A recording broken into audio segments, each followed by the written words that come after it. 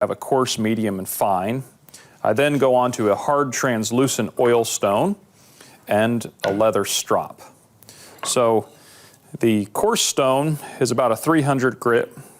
We've got a medium, also referred to as a fine stone, that's 600 grit, and then a extra fine, which is 1200 grit.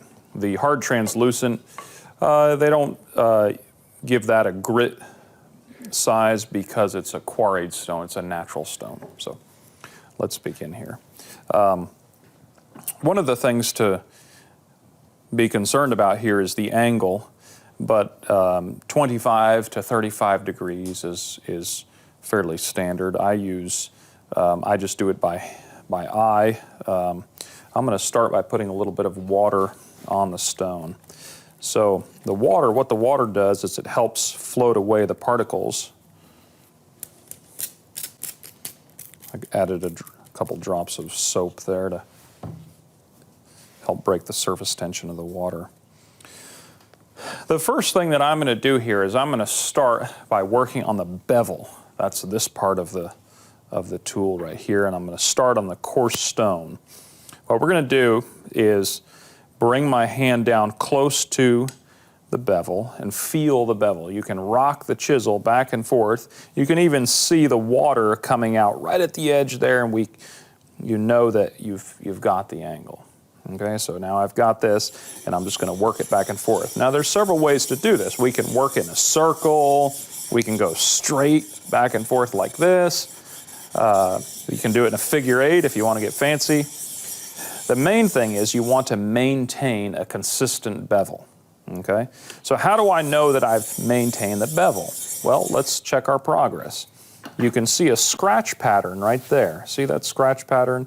There's some of the old polish right there from the previous sharpening.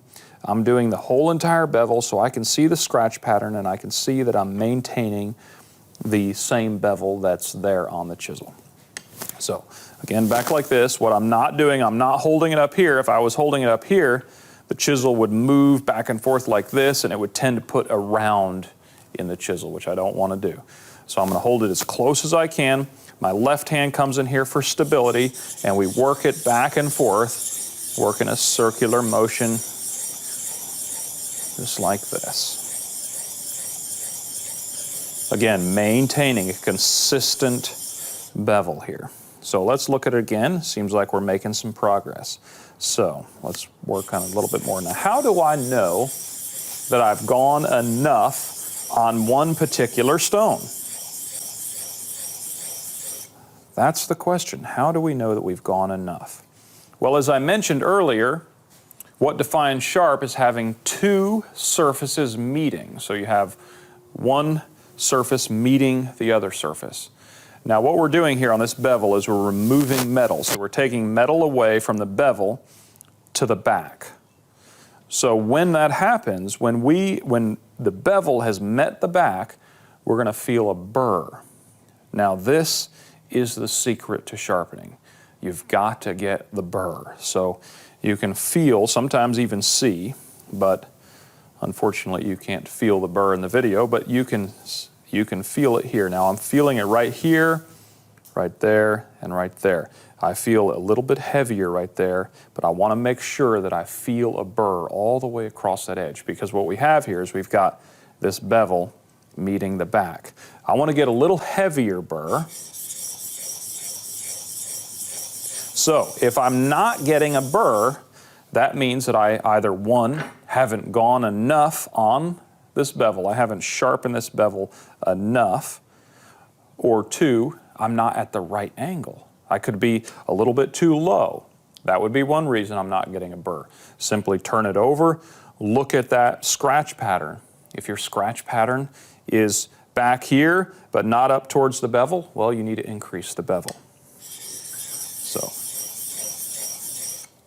now I've got a burr all the way across, feeling it there, there, and there. We've got the burr. That means that the bevel has met the back.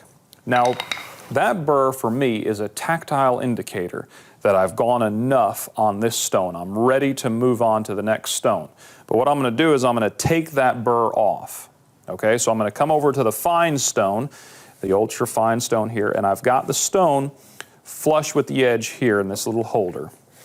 And I'm going to take the chisel like this. It's very important that the chisel is held perfectly flat. So you'll see we're just going to take the burr off on the back of the chisel. Now I sharpen these chisels every day, so the back of this is already polished. In subsequent videos, I'm going to show you some of the problems that you can encounter by sharpening a used tool or even a new tool, and what you will have to do to get this type of polish on the back of your tool. So now the burr is gone. In fact, the burr is on the bevel side. So now we'll go to the medium stone, and same way. I've felt the angle, and we're going to work it back and forth. I like to work it in a circular motion because it helps maintain that bevel. So here we are. We're just going to work this back and forth like this. Again, feel the burr. I want to feel right there, and I'm just going to go a little bit more until I get a nice consistent burr. Then we'll move on. Again, I'm going to take the burr off on the back. Now, you'll notice what I'm doing here. I've got pressure right here and loose pressure with my right hand right here guiding the chisel. What I don't want to do is I don't want to put my fingertip underneath here lifting the chisel up. If you lift the chisel up, you'll round the back. Another thing I'm not doing is I'm not coming in like this to where the chisel could ride up on this beveled part right there, again lifting the chisel up. So I've got it like this, pressure here, loose grip here, work it back and forth until that burr is gone. Then we're going to come over here, we're going to maintain that bevel and just work it. Again, you can hear the difference from the coarse to the fine. It's a finer grit, it's taking off less material, but it's also polishing that edge. Again, work it until I feel that burr. Let's take that burr off. Okay, so now I'm going to go to the oil stone. As I mentioned, this is a hard translucent oil stone. These are quarried in Arkansas. It's a natural stone. And I've chosen to use an oil stone because it's finer than this diamond stone. On this oil stone, I'm going to use just a little 3-in-1 oil, and that helps keep the stone from getting clogged up with metal shavings, metal particles. Again, feel that bevel. Use the whole stone.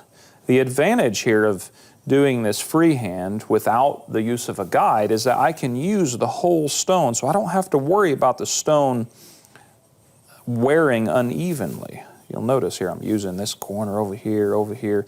Use the whole entire stone and feel the burr. Every time you'll notice I feel that burr. I've got a burr there, there, and there. Okay, we're going to flip this over. Work the back. Again, you can't even hear it cutting, but it is. It's polishing it. Now sometimes I'll work this again on the bevel, maybe applying a little lighter pressure, less pressure here, so the burr is much finer. It's there, very subtle. Okay. Last but not least, I am going to strop this chisel. And what I've got here is I've got a leather strop, a piece of leather adhered to a block of wood with some buffing rouge, chromium oxide. And I'll just rub that on here. You don't have to rub it on every time you sharpen. This will last me a couple weeks. And we'll just set this right over here. Now, with this, we're going to pull the chisel. If I push the chisel, we'll cut into the leather. So I'm going to maintain the bevel and just go a couple times. One of the things I don't want to do here is I don't want to round this over. Of course, it's going to round it slightly, but if I polish it too much here, we could round that edge, which there's nothing really wrong with it other than it makes it harder when you go back to resharpen because you've got to take that round off. But you'll notice, look at that polish. That chromium oxide is actually about 0.5 micron is the smallest particle size, which is very fine. It's actually abrading the edge, polishing the edge, making a super sharp tool. There we have it. There's the polished tool. There's a couple ways to test our sharpening job here. One way is to test it on your fingernail. If I hold the chisel up like this as close as I can and then test it right on my thumbnail, just touch it to my thumbnail like this, if it catches it, I know it's sharp. Now I'm not testing it up like this. I'm not carving away my thumbnail, I'm just touching it to my thumbnail. And if it catches like that, I know it's sharp. Of course, you can do the paper test as well, where we'll take it and it cuts through. That concludes this video for sharpening. Please check back for more in-depth sharpening techniques.